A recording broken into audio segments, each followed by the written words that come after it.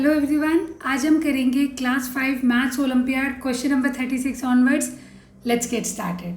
Question number 31, the given figure is made up of a rectangle and a square, find the total area of the given figure.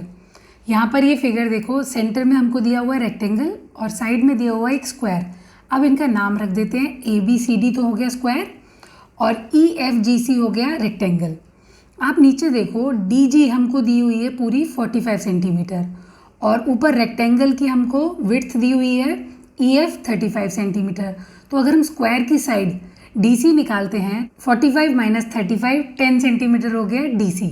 अब square की चारों side हमें पता चल गई 10 centimetre. अब इसी तरीके से यहाँ पर हमें BF दिया हुआ है 5 सेंटीमीटर और हम रेक्टेंगल की विड्थ FG निकालते हैं।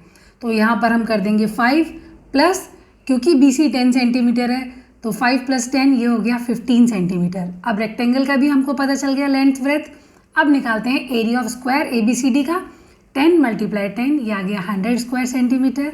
इसी तरीके से area of rectangle EFGC, length multiply breath 35 multiply 15 ये आ गया 525 स्क्वायर सेंटीमीटर।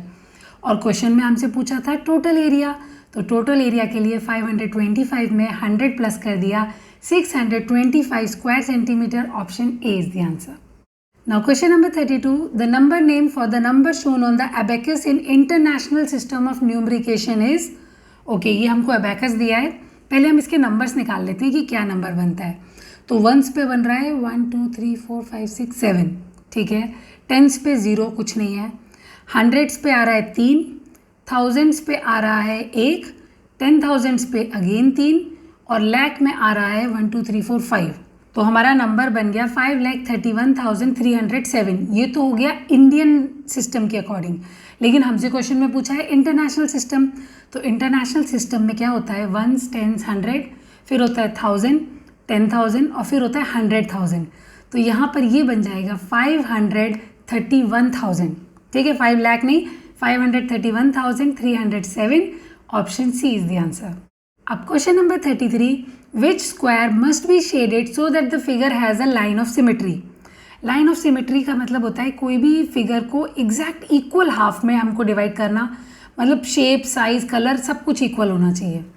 अब यहाँ पर अगर हम इसको देखें कि हम कैसे फोल्ड करें कि लाइन ऑफ सिमेट्री बन जाए, तो अगर हम इस फिगर को यहाँ से सेंटर से फोल्ड करते हैं तो पहले वाला स्क्वायर देखो शेड के ऊपर शेड आ रहा है, सेकेंड में देखो वाइट के ऊपर वाइट आ रहा है, फोल्ड करेंगे।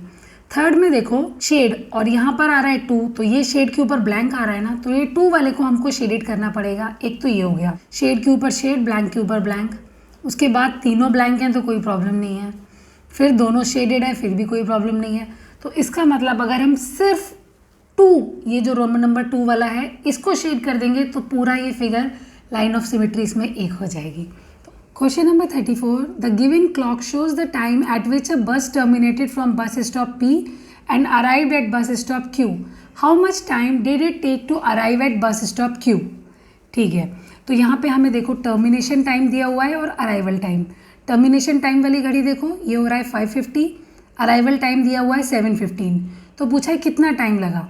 7:15 पे पहुँचे, 5:50 पे शुरू हुआ था, माइनस करो, 5 माइनस 0 5। अब 1 माइनस 5 तो हम कर नहीं सकते, तो ये 7 में से हमने कैरी लिया। अब 1 घंटे में 60 मिनट होते हैं ना, तो यहाँ पे 6 कैरी आएगा, मिनट्स वाले सेक्शन में 6 कैरी आएगा। तो 6 + 1 7, 7 माइनस 5 2, 25 मिनट्स हो गया। और 7 ने 1 कैरी दे दिया था तो यहाँ बचा 6, 6 माइनस 5 1 आवर 25 मिनट्स लगेगा। तो option B is the answer. Now question number 35, which of the following is the least common multiple of 15, 45 and 150? तो 15, 45 और 150 का LCM निकालते हैं। सबसे पहले 2 से शुरू करते हैं। 2 के टेबल में 15 as it is, 45 as it is, 150 आता है 75 टाइम्स।